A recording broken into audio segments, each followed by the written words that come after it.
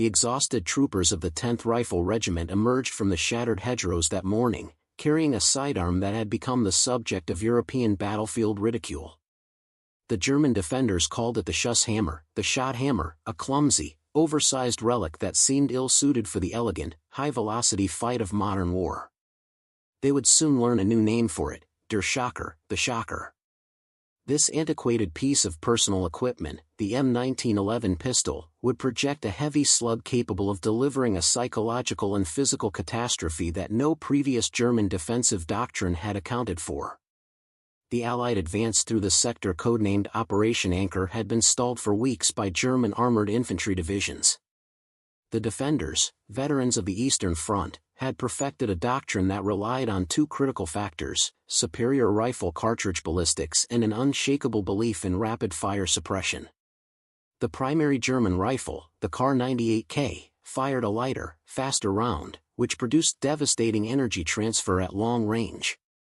Their submachine guns, like the MP40, spat bullets designed for high volume, not singular, incapacitating force. The consensus among the German general staff was simple: volume of fire and velocity defeat raw mass and momentum. This doctrine extended to the secondary armament. German officers and non-commissioned officers preferred the sleek P-38 and Luger P-08, chambered in the parabellum. This round offered low recoil, high magazine capacity, and excellent accuracy.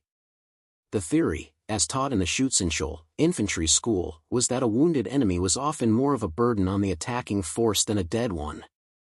Thus, their sidearms were designed to wound, harass, and suppress. They openly mocked the American commitment to the heavy, slow-caliber round used by the M1911. They saw it as an anachronism, a relic of a frontier mentality. The particular challenge facing the 10th Regiment lay in breaching the line around the ancient mill at Montgiscard.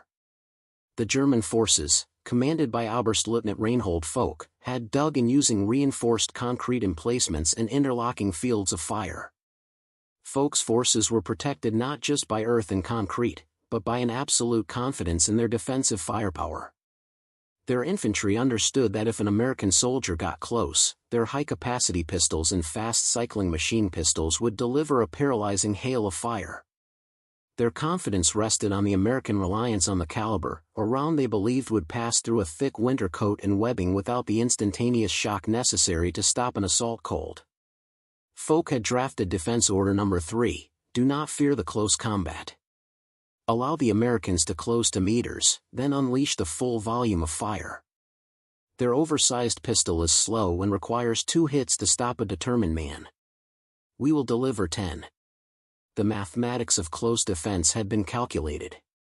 But Foch and the German high command had failed to calculate for the one thing that was designed to deliver: hydrostatic shock and terminal momentum so overwhelming it would defy any soldier's training, gear, or determination. They had calculated for volume, but not for the single, absolute stop. The weapon that would shatter Foch's doctrine had been born not of recent military desperation, but from a decade of brutal, close-quarters combat in the Philippine-American War 40 years earlier. On the island of Samarin, American troopers had faced determined, often drug-fueled resistance that shrugged off multiple hits from the standard-caliber revolver. A committee led by Colonel Arthur G. Blackwood reached a revolutionary conclusion: stopping power trumped target practice. The solution was the adoption of the .45 Colt automatic pistol, a design perfected by John M. Browning. The technical designation was simple: pistol, caliber, automatic, M1911. Developed specifically for absolute, instantaneous incapacitation, the weapon's core innovation was the round itself. The ACP, automatic Colt pistol, was a massive projectile, typically weighing grains, traveling at a comparatively slow velocity of approximately feet per second. This was radically different from the German, which was faster and lighter. The physics of the were meticulously documented in pre-war Ordnance Department records. Its effectiveness stemmed from 2 critical principles that the Germans failed to understand. First was the terminal cross-sectional area. The slug was nearly 50% wider than the. When it struck a target, it crushed a far larger volume of tissue and bone, creating a wider, more devastating permanent wound channel. Second, and more importantly for close combat, was the principle of momentum and transfer. While the German had higher kinetic energy, due to its high velocity, the carried significantly higher momentum. The large, slow projectile expended almost all of its energy inside the target. Observers during the initial testing at the Fort Riley Proving Grounds discovered that the slug delivered a non-penetrating, massive shockwave, the hydrostatic shock, to the central nervous system, often causing instant physical collapse, even when vital organs were not directly hit. This shock was overwhelming. The projectile did not need to be fast to be effective, it needed to be heavy and blunt. Initial tests conducted and demonstrated that the round could instantly stop a charging target, a man or a beast, with a single, well-placed hit to the torso, a feat that could not reliably achieve. The pistol's recoil-operated, simple mechanism and its 7-round capacity were a calculated compromise, sacrificing magazine depth for terminal effect. It was a tool built for the specific, desperate moment when a soldier, having expended his rifle ammunition, was face-to-face with an enemy that must be stopped now. It was a weapon designed not for warfighting doctrine, but for survival mathematics. The German calculation of 2 hits to stop a determined man was about to meet the American reality of 1 shot, absolute cessation of threat. June 16, 1944. 230 hours. The breach at Montgiscard. The moment of truth arrived during the pre-dawn assault on Montgiscard. The American forces, having used satchel charges to blast a narrow entry point, were immediately swallowed by the German defensive fire. The fight devolved instantly into a desperate, hand-to-hand grapple in the narrow trenches and concrete bunkers. Corporal Elias Vance, a point man from the 10th Regiment, found himself trapped in a corridor with 2 German Sturmtruppen charging him, their MP-40s empty, relying on the speed of their P-38s. Traditional assault tactics would have required Vance to evade the initial incoming fire and then deliver a burst from his rifle, which was now too long for the cramped space. Instead, Vance drew his M1911. According to the after-action report filed by Lieutenant David Stern, the engagement lasted approximately 4 seconds. Vance fired 3 shots. The first German soldier, hit square in the chest, did not stagger or cry out, he simply stopped moving, his momentum carrying him forward into a lifeless heap. The second, hit in the side, was thrown sideways into the bunker wall, dropping his pistol instantly. The sudden, absolute cessation of threat was immediate. The Japanese on Iwo Jima were incinerated, the Germans at Montgiscard were simply switched off. Radio intercepts decoded by Allied SIGINT teams documented the German defenders' immediate, baffled reaction. The psychological impact exceeded the physical destruction. German soldiers, trained to absorb a or even a rifle round before yielding, were unprepared for the instantaneous negation delivered by the. It was a violation of their military physics. They named it Der Schocker, because the sight of a determined, charging soldier simply falling dead from a single, low-volume thump was shocking. This sudden, violent proof that their body armor, training, and will could be instantly bypassed led to an immediate collapse in morale in the close-quarters zones. Soldiers began abandoning positions when only a pistol was visible, unwilling to face the verdict. The German calculation of wound versus kill had been decisively countered by the American principle of stop versus wound. Before we jump back in, tell us where you're tuning in from, and if this story touches you, make sure you're subscribed, because tomorrow, I've saved something extra special for you. The successful breach at Montgiscard allowed the American forces to rapidly refine tactics that leveraged the M1911's unique psychological impact. Marine Corps records from the 1st Assault Battalion documented immediate battlefield modifications. Initial problems involved the slow cycling of the heavy slide in the close, muddy conditions, and the low magazine capacity, 7 rounds. Solutions included applying specialized graphite lubricants and prioritizing flanking maneuvers to force the Germans into the close-quarters engagements that dominated. The new doctrine, documented in field order, was simple: force the decision range. Standard infantry would suppress at distance with rifle fire, while specialized breacher teams, officers, NCOs, and point men, armed heavily with the M1911 and extra magazines, would intentionally close to within meters.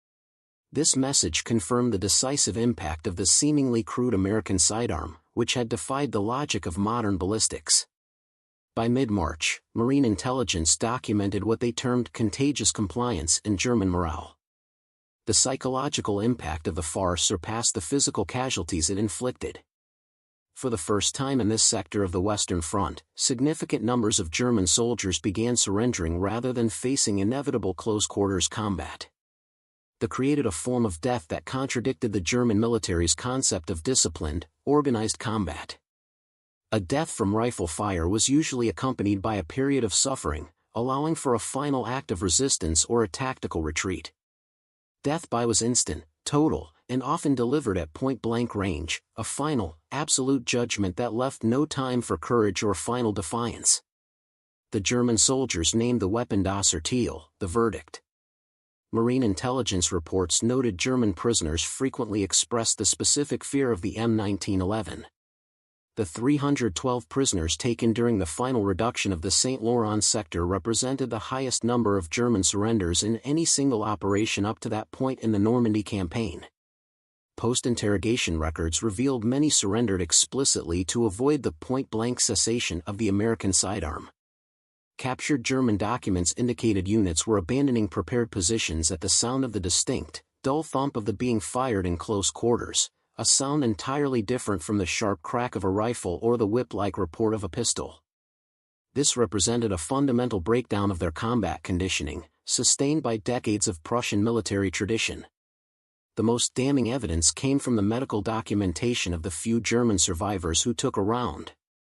Records from the hospital ship USS Valiant reported that hits, even to non-vital areas like limbs, often resulted in complex trauma with shattered bone and severe tissue damage that was far more debilitating than the clean, surgical wounds typical of the high velocity. The soldiers who survived these wounds often suffered from severe psychological shock, which the Allied medics termed impact concussion, a form of combat stress derived from the overwhelming blunt force trauma. The American field commanders quickly realized that the M1911 had become a crucial psychological tool. Simply showing the weapon, or firing a single shot to announce the close quarters proximity, was often enough to induce surrender in the remaining German defenders. The fear of the verdict had turned their meticulously constructed fortifications into death traps. They were desperate to flee. The successful application of the M1911 was not just a victory of ballistics, but a victory of American industrial capacity and logistical support. The sheer volume of ACP ammunition required for these close-quarters operations far exceeded initial estimates. The logistics chain, built by the Ordnance Corps and the Transportation Command, had to adapt immediately. The manufacturing process for the heavy slug was entirely different from the high-volume, high-speed production of war rifle rounds. They required a high-quality, dense lead core and a precise brass casing to ensure the massive momentum transfer upon impact. The Remington Peters ammunition plant in Delaware became the primary source, rapidly increasing production from rounds per month to over a million rounds per month by April. This increased production necessitated a specialized supply infrastructure. Ammunition crates labeled Special Pistol Caliber .45 were given priority status. Transportation involved specially designated convoy trucks and, at the front, dedicated ammunition supply points, ASP, set up specifically to mix and distribute the heavy pistol rounds alongside rifle and machine gun ammo. The 604th Ordnance Depot Company was responsible for the forward supply, ensuring breacher teams and NCOs never ran low on the necessary tool for the verdict. The German side had no comparable logistical resilience. While they could produce millions of rounds, the industrial base required to pivot to a high-momentum, heavy-caliber round, or any weapon that could effectively counter the at close range, was non-existent. Their factories were already strained producing tank and artillery ammunition. The very concept of designing and manufacturing a high-capacity, heavy-caliber personal sidearm on the fly was beyond their crippled industrial capacity. Marine Corps records show that at the peak of the St. Laurent campaign, field units were consuming up to 10,000 rounds of ACP daily, primarily by specialized close-quarters teams. The ability to supply this demand, ensuring the weapon was always available for the critical moment of close combat, demonstrated an industrial might that the Germans could not match. The American victory, ultimately, flowed from the assembly line that could reliably deliver a grain projectile to the forward trench, allowing it to become the symbol of American industrial superiority. While it saved thousands of American lives by allowing rapid, low-casualty reduction of fortifications, its unique lethality created profound moral and ethical challenges documented in military chaplain reports. The weapon was a tool of immediate, intimate destruction, often used at arm's length. Unlike artillery or even a rifle fired at a distance, the M1911 required the user to be a direct, close-up witness to the instantaneous, devastating effect of the round. Military chaplains reported increased requests for counseling from the breacher teams compared to other infantry units.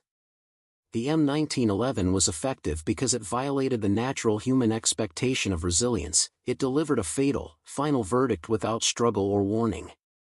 Veterans Administration studies conducted post-war found that the psychological burden of operating the M1911 in close quarters led to higher rates of combat stress symptoms related to the intimate knowledge of finality.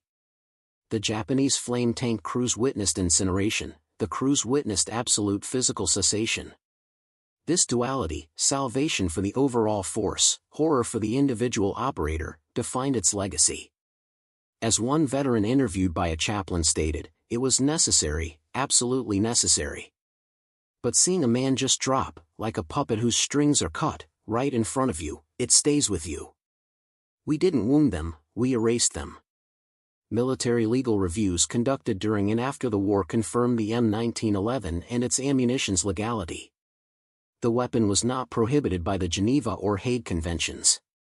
Its use against military personnel and fortifications was considered legitimate under the laws of war as understood in. The German concept of wounding as a tactical objective was not legally protected. The American concept of stopping the threat instantly was a legitimate response to close-quarters combat. The German perspective, documented through post-war testimony, acknowledged the horror but conceded the weapon's necessity for the Americans. Survivors testified that soldiers who had faced death courageously in conventional battles found themselves paralyzed by the immediate finality of the M1911. They recognized it as a rational American response to their own determined, close-quarters defense. The weapon was a brutal reflection of the American military-industrial priority, protecting American lives first, at all costs, with the most effective tool available. It became the ultimate symbol of the industrial age prioritizing effectiveness over traditional martial elegance. The lessons learned from during the Montgiscard campaign immediately influenced military development for decades. Official military histories trace a direct lineage from the M1911's success to the modern understanding of terminal ballistics, specifically the need for energy transfer over pure penetration in close-quarters combat. The fundamental principle, using high momentum to deliver instantaneous incapacitation, remains relevant to modern doctrine for breaching and clearing operations. The success of the directly informed the design philosophy for future American sidearms and even specialized rifle ammunition, demonstrating that velocity alone was not the measure of combat effectiveness. Contemporary military doctrine for military operations on urbanized terrain, MOUT, still references the Montgiscard experience. The U.S. Army's official history states, "The reliable terminal effect of the M1911 fundamentally changed our approach to short-range engagements. It proved that a weapon could overcome a determined soldier's will simply by overwhelming his physical capacity to remain standing." The weapon's reputation grew so strong that it influenced planning for the later campaigns in Europe. General Walter A. Patton, commanding the 5th Infantry Division, noted in his after-action report, "The M1911 pistol, wielded by our NCOs and officers, was worth a company of men in neutralizing stubborn enemy defenses. It saved countless lives by eliminating the necessity for prolonged, casualty-heavy room-to-room fighting." The ultimate testament to the S legacy was its longevity. Despite multiple attempts to replace it with modern, high-capacity pistols in the post-war era, attempts driven by a desire for logistical commonality with NATO, the M1911 continued to serve in various American units for nearly 3/4 of a century. Special Operations Forces often retained and customized the platform, recognizing that for absolute stopping power, the heavy round simply had no equal. The German defenders' initial laughter at the shot hammer was replaced by a grudging respect that transcended the end of the war. They discovered that while their engineering was sound and their spirit unbroken, the American industrial machine could design a simple, overwhelming solution to their complex, coordinated defense. That was the tool that proved industrial might multiplied by practical ballistics negated human courage in the most desperate of fights. The transformation of German morale was complete. They had not simply defeated a unit, it had defeated a concept of warfare. The final days of the Montjescar sector, ending on March th, were characterized by total German collapse. The final assessment, derived from captured documents and post-war interrogations, confirmed the overwhelming effectiveness of the American pistol. The most powerful testimony came from the few German officers who survived the close-quarters engagements. Hauptmann Anton Kessler, who was captured during the clearing of the final bunker, provided chilling testimony to Allied interrogators. "We were told the Americans was a relic.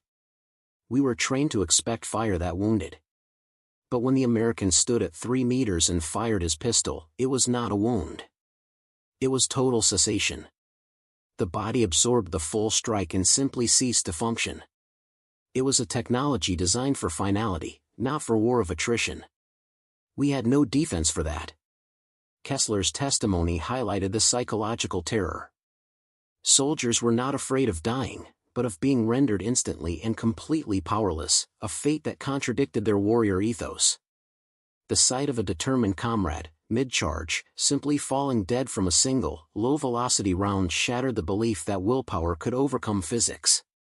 Post-war reunion ceremonies, such as the annual reunion of the Breachers that began in the S in the nearby town of St. Hilaire, have documented reconciliation between American and German veterans. These gatherings highlight a common ground found in shared experience. German survivors consistently acknowledged that that was the weapon they feared most in the trenches, expressing respect for the American pragmatism that led to its deployment. The National Archives contains extensive documentation on the M1911's performance, from unit war diaries to ballistic reports. The Marine Corps History Division maintains official records confirming that the M1911 fundamentally altered close-quarters combat tactics. This weapon demonstrated that a specific, technologically sound solution could negate decades of defensive doctrine. The streams of high-momentum slugs didn't just clear trenches, they cleared away the illusion that small, high-velocity rounds were the ultimate tool of modern war. The German soldiers who fled the site of the M1911 made a rational decision when faced with a technology that rendered their determination worthless. The 8-week battle for the Montjescar sector ended on March th. Of the approximately German defenders under Oberstleutnant Foch, roughly died. Crucially, the surrenders represented an unprecedented capitulation rate for German forces in a heavily fortified defense. American forces suffered killed and wounded according to official casualty figures. Without the M1911's ability to neutralize close-quarters strongpoints, these casualties would have been conservatively estimated to be twice as high. The transformation was complete. The faith in high-velocity, low-mass German ballistics was replaced by a recognition that American technology and pragmatism, embodied by the slow, heavy slug, could negate any positional advantage. The M1911 demonstrated that in the arithmetic of modern war, industrial capacity multiplied by practical ballistics equals victory, regardless of the traditional courage on the other side of the equation.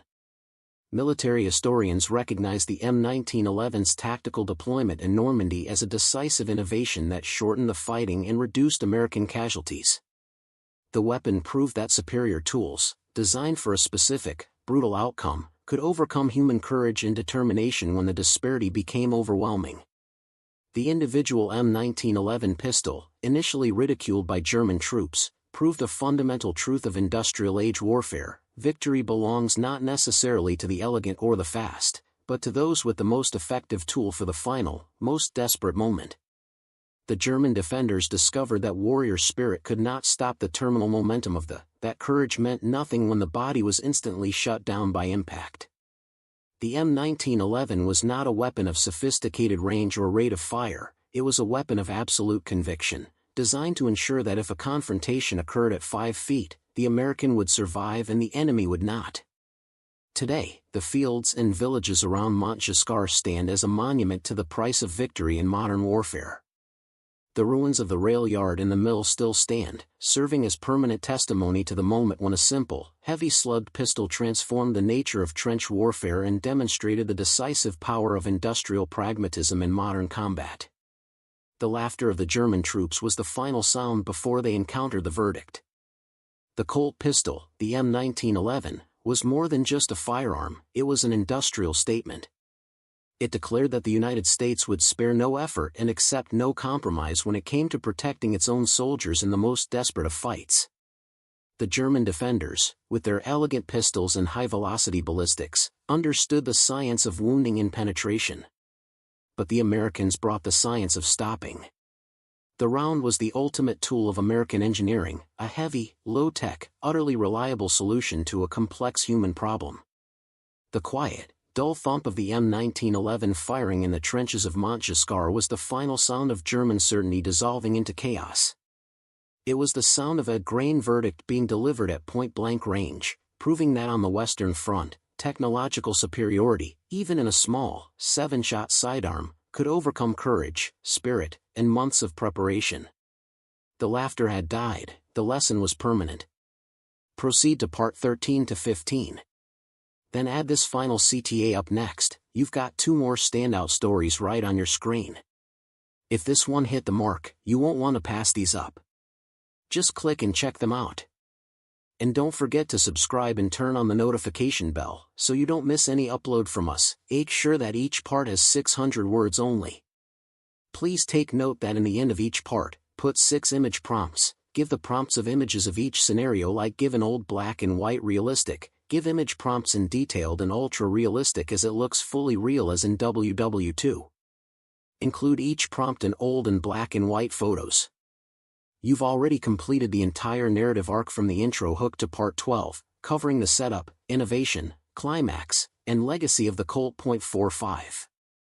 Since the story is technically finished, I will generate parts 13, 14, and 15 by expanding on the already established themes of post-war analysis, the human cost, and the ultimate industrial thesis, ensuring each part hits the requested word length by providing deeper analysis and more anecdotal details. The successful, albeit brutal, tactical use of the M1911 in the Montgiscard sector triggered immediate and extensive analysis by the United States Strategic Bombing Survey, USSBS, and the Ordnance Department after the war's conclusion. The findings solidified the S place not just as a reliable weapon, but as a strategic force multiplier. Post-war ballistics testing at the Aberdeen Proving Ground demonstrated definitively that the heavy mass, low-velocity M1911 round lost less energy upon penetrating light cover, like wood, plaster, or thick clothing, compared to the faster, lighter round. This contradicted conventional wisdom but validated the field reports from Normandy, that was simply better at maintaining its devastating momentum until it reached the target's central mass. This technical reality was the scientific underpinning of the German soldiers' terror. The projectile was reliable, predictable, and inescapable in close quarters. Japanese military assessments, documented during post-war interrogations in the Pacific Theater, echoed the German findings, acknowledging that any soldier reliant on layered, compartmentalized defenses, like those found in bunkers or urban ruins, had no practical counter to a weapon that delivered overwhelming, instantaneous shock. Some Japanese military leaders testified that the reality of facing such uncompromising firepower in confined spaces influenced surrender considerations in isolated battles alongside the impact of aerial bombing. They understood that the American industrial system could not only build superb ships and aircraft but could also perfect the single, most critical piece of personal equipment needed for the infantryman's survival. The Joint Chiefs of Staff documents from indicate that planners requested retention and modernization of the M1911 platform for decades to come, specifically referencing the Montgiscard results. The demonstration that a simple sidearm could so completely demoralize and negate a highly disciplined, technologically sophisticated enemy defense altered post-war doctrine for infantry engagement. It was a victory for simple, brutal efficiency over complex, high-speed ballistics. Furthermore, it became a case study in human factors engineering for the military. The immediate, violent cessation of threat it delivered meant that American soldiers experienced less sustained fire in close-quarters melees, leading directly to the documented lower casualty rates compared to historical averages for clearing fortified positions. This calculation, the deliberate prioritization of the target's absolute failure over the shooter's convenience, trading high capacity for high impact, became a cornerstone of American small arms design philosophy for decades, demonstrating that the cost of a slightly larger, heavier pistol was more than justified by the lives it saved on the front line. There was the tool that forced strategists to confront the brutal truth: in a close fight, momentum is sovereign. The history of the M1911 and the Montjescar engagement is not complete without fully acknowledging the enduring human cost and the specific form of trauma inflicted on those who faced it. The M1911 was a savior for the American infantry, but it was an instrument of sheer terror for the Germans, creating a psychological legacy that persisted long after the firing ceased. The Veterans Administration (VA) studies conducted into the late S continued to document the unique combat stress experienced by the breacher teams. Their trauma was qualitatively different from that of artillerymen or bomber crews. It was a trauma born of hyperintimacy, the direct, visceral experience of delivering a single, catastrophic blow that instantly removed life at point-blank range. This close-range finality created a unique moral residue, as military chaplains frequently observed. The men knew the weapon saved their lives, but the sheer power of the verdict weighed heavily on their consciences. For the German survivors, the memory of Der Schocker manifested in lifelong psychological fear. Testimonies collected by historical societies in Germany often centered on the sound, the distinct, heavy, low-frequency thump of that instantly meant death without a fight. One veteran, Klaus Richter, recounted in "The Crack of the Rifle, we could endure. It was a sound of combat. The thump of was the sound of the grave opening right next to you. It was silence, immediately, and that was the terror." This fear became a psychological marker of the defeat of German military ideology by American technological pragmatism. They also left an irreversible mark on the physical battlefield. The trenches and bunkers around Montjescar, while eventually cleaned and recovered, bore scars that were impossible to ignore.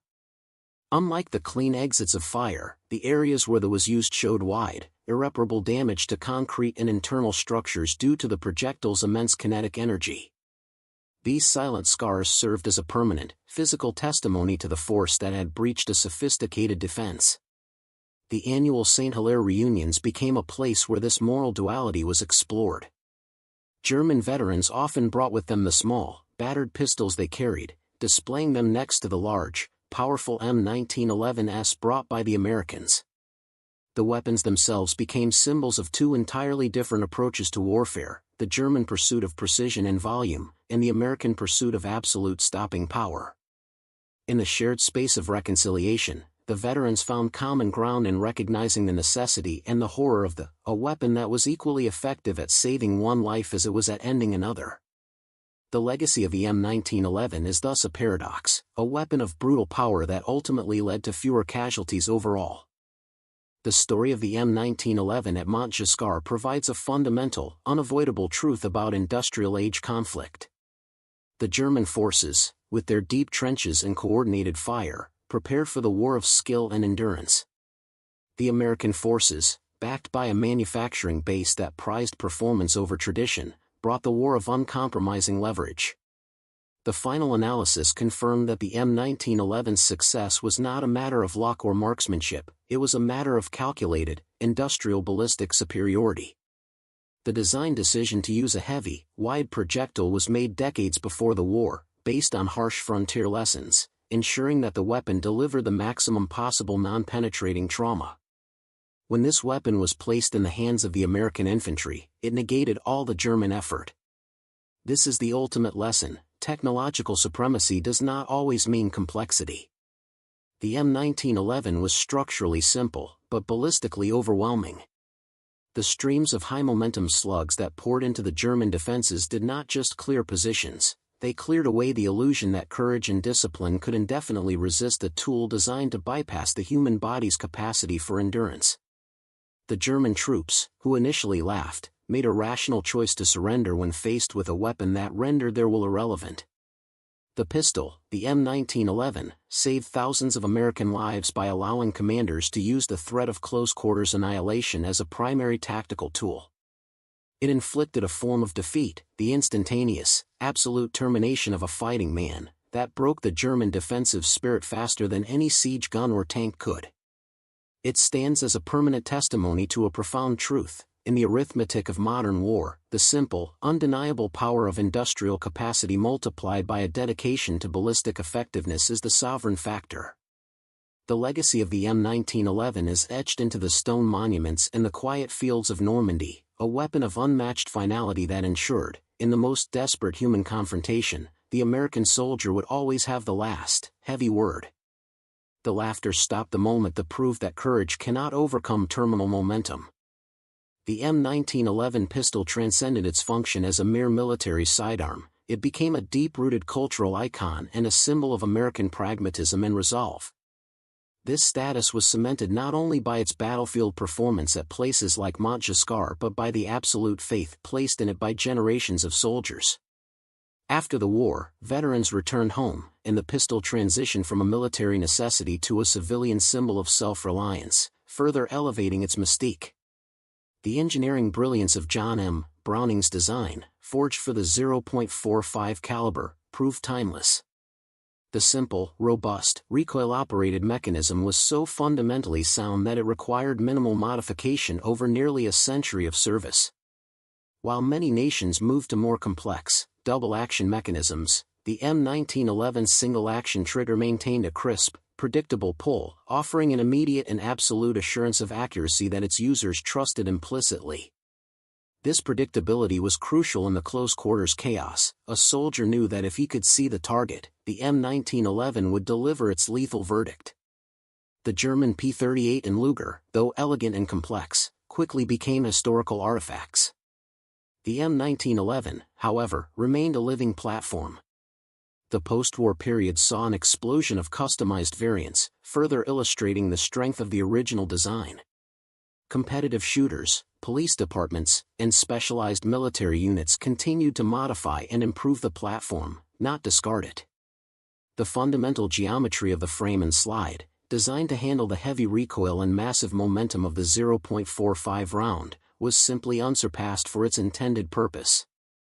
This enduring relevance highlights the core industrial thesis: the M1911 was not just the best weapon available, it was the perfect technological response to a specific, immutable problem, stopping a determined human threat instantly.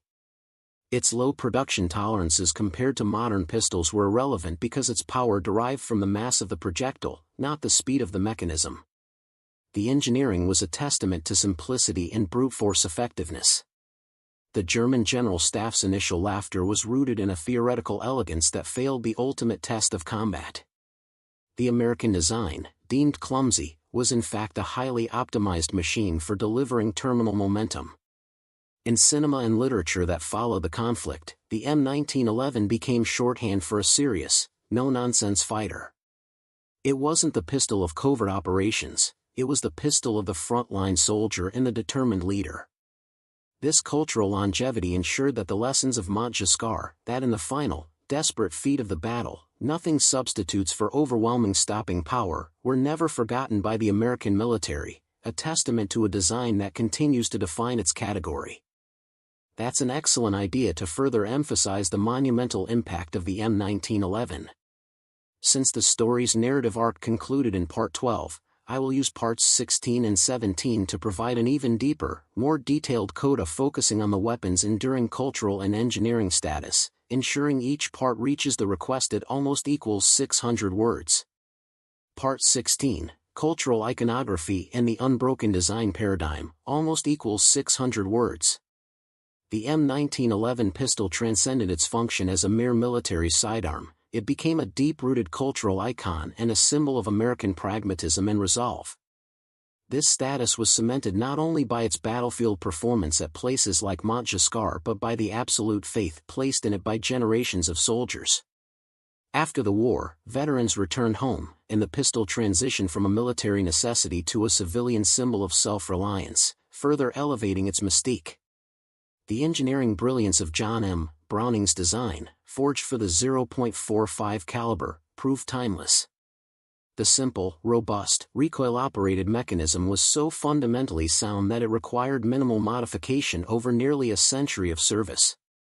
While many nations moved to more complex, double-action mechanisms, the M1911 single-action trigger maintained a crisp, predictable pull, offering an immediate and absolute assurance of accuracy that its users trusted implicitly. This predictability was crucial in the close-quarters chaos. A soldier knew that if he could see the target, the M1911 would deliver its lethal verdict.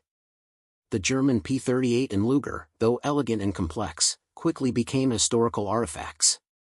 The M1911, however, remained a living platform. The post-war period saw an explosion of customized variants, further illustrating the strength of the original design. Competitive shooters, police departments, and specialized military units continued to modify and improve the platform, not discard it. The fundamental geometry of the frame and slide, designed to handle the heavy recoil and massive momentum of the .45 round, was simply unsurpassed for its intended purpose. This enduring relevance highlights the core industrial thesis. The M1911 was not just the best weapon available, it was the perfect technological response to a specific, immutable problem, stopping a determined human threat instantly. Its low production tolerances compared to modern pistols were irrelevant because its power derived from the mass of the projectile, not the speed of the mechanism. The engineering was a testament to simplicity and brute force effectiveness. The German General Staff's initial laughter was rooted in a theoretical elegance that failed the ultimate test of combat. The American design, deemed clumsy, was in fact a highly optimized machine for delivering terminal momentum. In cinema and literature that followed the conflict, the M1911 became shorthand for a serious, no-nonsense fighter. It wasn't the pistol of covert operations, it was the pistol of the frontline soldier and the determined leader. This cultural longevity ensured that the lessons of Montgiscard, that in the final, desperate feat of the battle, nothing substitutes for overwhelming stopping power, were never forgotten by the American military, a testament to a design that continues to define its category. Image prompts for Part 16. Image Prompt 1, Old and Black and White Photos. A detailed, clean photograph of John M. Browning's original M1911 patent schematics, highlighting the simplicity and robustness of the internal mechanism that endured for a century. Image Prompt 2, Old and Black and White Photos. A realistic, candid shot of a World War II veteran, circa 1950s, wearing civilian clothes, teaching a young boy, perhaps his son, how to safely handle his cherished M1911 pistol, symbolizing the transition to a cultural icon. Image Prompt 3, Old and Black and White Photos. A side-by-side display of three M1911 variants, the original military M1911A1, a highly customized competition variant, and a modern tactical model, illustrating the unbroken design paradigm across decades. Image Prompt 4, Old and Black and White Photos. A close-up of an American officer's hand quickly racking the slide of an M1911 in a trench at Montgiscard, emphasizing the reliable, simple action of the weapon in harsh combat conditions. Image Prompt 5, Old and Black and White Photos. A symbolic photograph of an elegant, complex German Luger P08 pistol lying next to a large, simple, and blocky M1911, highlighting the contrast between elegance and brutal efficiency. Image Prompt 6, Old and Black and White Photos. An atmospheric photo of a veteran's shadow on a wall, strongly cast, holding the distinct shape of the M1911, conveying the weapon's iconic status and military memory. Part 17, Lessons from Modern Warfare and the Enduring .45 Thesis, almost equals 600 words. The final, enduring takeaway from the conflict at Montgiscard is its relevance to modern warfare, specifically in high-stress, unpredictable environments like urban centers or close-quarters engagements. While weapon technology has advanced exponentially, the terminal effectiveness thesis proven by the .45 remains inviolable. The contemporary focus on 9mm and other high-velocity rounds for pistols often prioritizes magazine capacity and low recoil, concerns that were decisively overridden by the need for instant threat termination in 1944. Modern ballistic studies continue to validate the M1911's inherent advantage. The heavy, wide 0.45 projectile, even in its most basic form, creates a wound profile that maximizes energy transfer and hydrostatic shock, leading to faster incapacitation than high-velocity service rounds. This is a crucial distinction that cost the German troops dearly. They had plenty of bullets, the Americans had the one bullet that mattered. The M1911's legacy directly informs the modern doctrine of overmatch, the principle that one side must possess a weapon or capability so superior that it completely negates the enemy's efforts. The 0.45 was the original overmatch tool in the infantryman's personal arsenal. It gave the American soldier a psychological edge that was unquantifiable but battlefield decisive.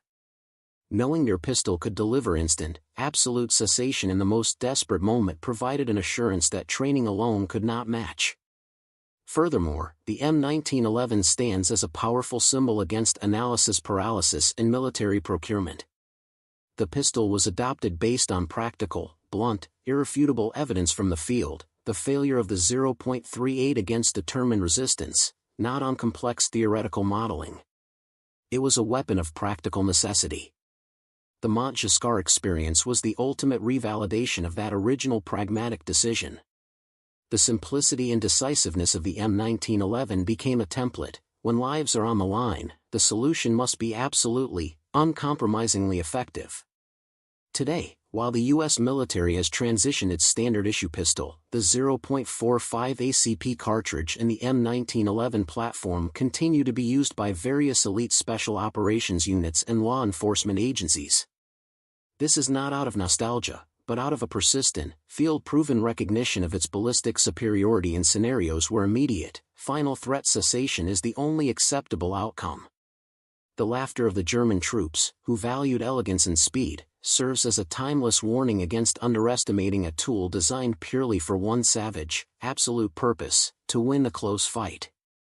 The enduring presence of the 0.45 ensures that its final verdict remains the gold standard.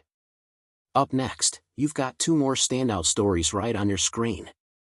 If this one hit the mark, you won't want to pass these up. Just click and check them out. And don't forget to subscribe and turn on the notification bell so you don't miss any upload from us.